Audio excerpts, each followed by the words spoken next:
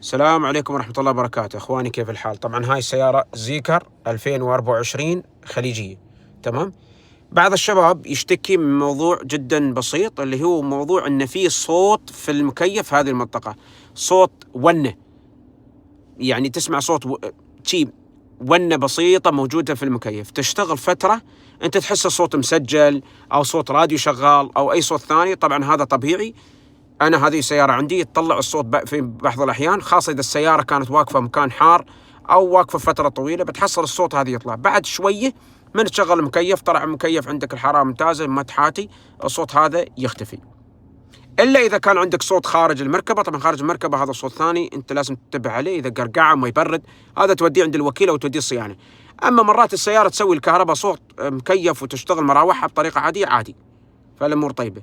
هذا الصوت اللي في التكييف صوت طبيعي جدا عادي، في صوت ونة تطلع من هاي المنطقة، أي صوت طبيعي جدا ما في شيء. وشكرا.